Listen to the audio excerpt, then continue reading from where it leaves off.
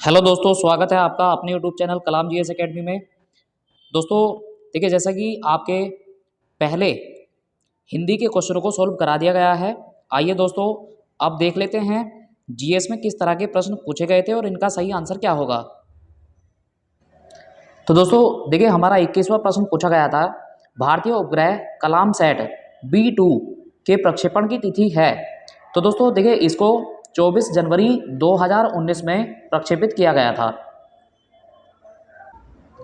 इसके बाद दोस्तों हमारा अगला प्रश्न है, कोविशील्ड भारत की कोविड वैक्सीन का उत्पादन किसके द्वारा किया जा रहा है। तो दोस्तों इस प्रश्न का हमारा सही आंसर है सीरम इंस्टीट्यूट के द्वारा। दोस्तों हमारा नया प्रश्न है, गेहूं के दाने होते हैं। तो दोस्तों गेहूं के जो दाने हैं वो एक बीज का उदाहरण है। दोस्तों हमारा नया प्रश्न है, जस्टिस पीसी घोष का कार्यकाल पूरा होने के बाद लोकपाल के अध्यक्ष का प्रभार किसे दिया जाएगा। तो दोस्तों इस प्रश्न का हमारा सही आंसर है जस्टिस प्रदीप कुमार मोहंती को। दोस्तों हमारा 25वां प्रश्न है, निम्न में से किसे प्रथम लता दीनानाथ मंगेशकर अवार्ड 2022 से सम्मानित किया गया। तो दोस्तों इस प्रश्न का हमारा सही आंसर है प्रधानमंत्री नरेंद्र मोदी। दोस्तों हमारा नया प्रश्न है, किस शहर ने 12वें डेफ एक्सपो 2022 की मेजबानी की। तो दोस्तों इस प्रश्न का हमारा सही आंसर है गांधीनगर। दोस्तों हमारा नया प्रश्न है, निम्न में से किसने जनवरी 2022 में आयोजित सैयद मोदी अंतर्राष्ट्रीय टूर्नामेंट में महिला एकल का खिताब जीता। तो दोस्तों इस प्रश्न का हमारा सही आंसर है पीवी संधू ने। इसके बाद दोस्तों हमारा नया प्रश्न है, निम्न में से किस ऑपरेशन के अंतर्गत भारत सरकार द्वारा भारत के मेडिकल छात्रों को यूक्रेन से वापस लाया गया। तो दोस्तों इस प्रश्न का हमारा सही आंसर है ऑपरेशन गंगा। दोस्तों हमारा नया प्रश्न है, निम्नलिखित में से कौन सा विकल्प ऑपरेटिंग सिस्टम का उदाहरण है। तो दोस्तों यहाँ पर सभी ऑप्शन हमारे ऑपरेटिंग सिस्टम के ही हैं। इसके बाद दोस्तों हमारा क्वेश्चन नंबर 30 है, 1 टेराबाइट में शामिल हैं। तो दोस्तों 1 टेराबाइट में 1024 गीगाबाइट होते हैं। इसके बाद क्वेश्चन नंबर 31 है, ईमेल के माध्यम से भेजे जाने वाले अवांछित वाणिज्यिक संदेश को कहा जाता है। तो दोस्तों इसे हम स्पैम के नाम से पुकारते हैं। दोस्तों हमारा नया प्रश्न है, भारत का आईटी अधिनियम किस वर्ष अस्तित्व में आया था। तो इस प्रश्न का सही आंसर है वर्ष 2000। दोस्तों हमारा नया प्रश्न है, महावीर का जन्म कहाँ हुआ था। तो इस प्रश्न का हमारा सही आंसर है वैशाली में। इसके बाद दोस्तों हमारा नया प्रश्न है, कुतुब मीनार के प्रवेश द्वार का नाम है। तो दोस्तों इसे अलाई दरवाजे के नाम से जाना जाता है। इसके बाद दोस्तों क्वेश्चन नंबर 35 हमारा है, निम्नलिखित में से कौन सा ऊर्जा का नवीकरणीय स्रोत है। तो दोस्तों इस प्रश्न का सही आंसर है सूर्य का प्रकाश। ठीक है, सूर्य से मिलने वाली जो एनर्जी है, सोलर एनर्जी को दोस्तों नवीकरणीय ऊर्जा के नाम से पुकारते हैं। इसके बाद दोस्तों हमारा नया प्रश्न है, बोस्टन चाय पार्टी किससे संबंधित थी। तो दोस्तों अमेरिका के क्रांति के लिए ये पार्टी का गठन किया गया था। दोस्तों हमारा नया प्रश्न है, बुशमैन का क्षेत्र है। तो देखिए बुशमैन जो जनजाति है दोस्तों, ये कालाहारी मरुस्थल में पाई जाती है।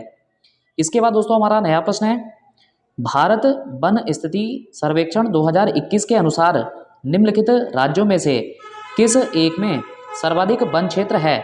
तो दोस्तों इस प्रश्न का हमारा सही आंसर रहेगा छत्तीसगढ़। दोस्तों हमारा नया प्रश्न है, शिव समुद्रम जलप्रपात निम्न में से किस नदी पर स्थित है। तो दोस्तों इसका सही आंसर है कावेरी नदी। अगला प्रश्न दोस्तों हमारा है, निम्न में से कौन लोकसभा का प्रथम अध्यक्ष था। तो गणेश वासुदेव मावलंकर इसके पहले अध्यक्ष थे और इन्हीं को लोकसभा में दोस्तों पिता के नाम से पुकारा जाता है। इसके बाद हमारा नया प्रश्न है, भारतीय संविधान का कौन सा अनुच्छेद अस्पृश्यता के उन्मूलन का उल्लेख करता है। तो दोस्तों अनुच्छेद 17 इसका उल्लेख करता है। दोस्तों हमारा नया प्रश्न है, शहरी स्थानीय स्वशासन से संबंधित 74वें संविधान संशोधन अधिनियम के पारित होने के समय भारत के प्रधानमंत्री थे। तो इस प्रश्न का दोस्तों सही आंसर है पीवी नरसिम्हा राव।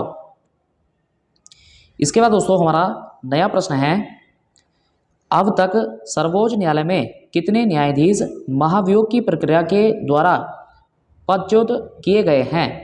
तो दोस्तों इस प्रश्न का हमारा सही आंसर है 2।